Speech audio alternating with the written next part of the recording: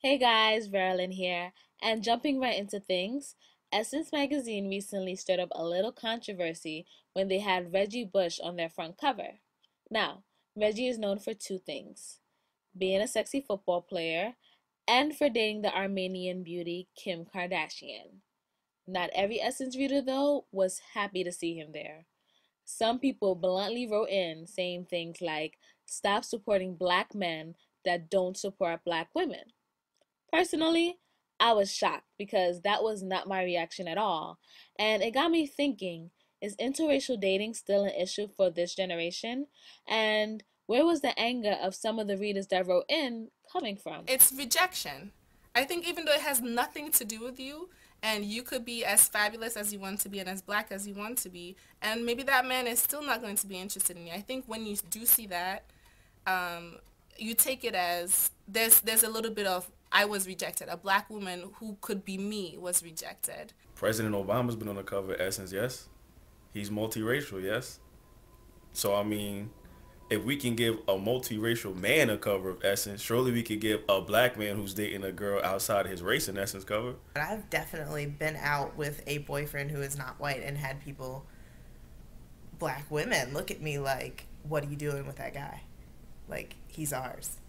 And I've read a lot about it online too because I'm interested in it. Like, my intention was never to take anybody's man. I met Sean Paul and fell in love with him. It's like, I don't date him because he's black, I date him because he is who he is, and he doesn't date me because I'm white. He dates me because I am who I am. Part of it is insecurity, because why do you need to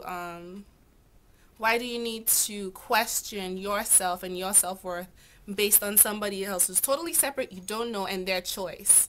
You don't know what led them to arrive there.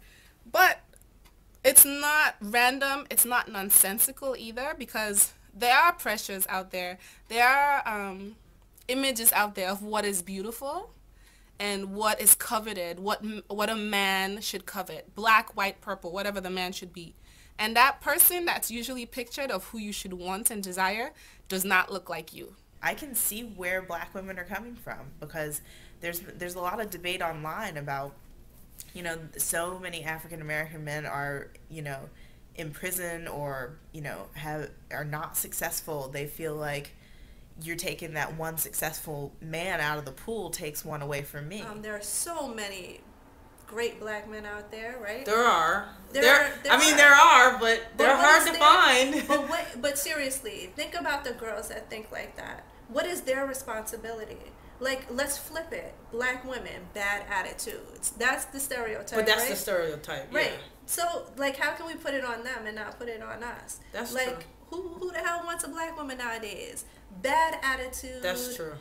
Doesn't know how to treat her man right, always belittling him, right? Those are the stereotypes. Yeah. And maybe black men in some cases are reacting to that. I mean, if black women are upset because statistics tell them that they don't have a great deal of choice because there's a shortage of black men. If they take that information and they do something positive with it, they can probably find a white guy or an Asian guy or a Hispanic guy and, make good with the numbers. I understand trying to preserve cultural background, and I understand, trying to date somebody who's had a similar experience that you have. But the thing is you can't blame somebody else for falling in love. So, is this an issue only with black women? Sometimes if I'm with my husband and there are black guys around, like, some black guys will stare, but in a sense, like, I've actually heard guys be like, "Oh wow, she's good looking to be with that guy." Everywhere I go, I am that race mixed with white. I have been Indian and white. I am Dominican. I'm Puerto Rican. I'm Middle Eastern, every kind of Middle Eastern and white. And I had a taxi driver, this Middle Eastern man. I don't know where he was from, but my husband came out to get me out of the cab, and he said, "You're married to a black man?" I said, "Is that a problem?" And he says, "Oh, no, no, no." I says, "Well, I'm black." He says, "You are?" And so the whole time we were talking down the 7th Avenue, he was like thinking him. I was wanted, right? So he had a problem with it. Dominican men, Puerto Rican men always have a problem thinking I'm Puerto Rican or Dominican that I have a black husband. So it's not just Yeah, I a don't black think it's white just a thing. black white thing. I would date anyone, black, white, red, but my dating pool so far has only been black men. And I've always just said that's just who I attract.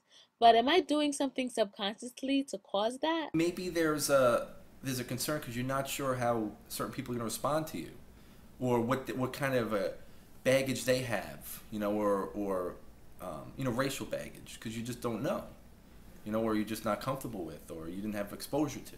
It's all exposure. I mean, the more people are exposed to more people, the more comfortable you are with people. I mean, that's what it's all about. I think interracial dating is significantly less of an issue for our generation than any generation previously in America.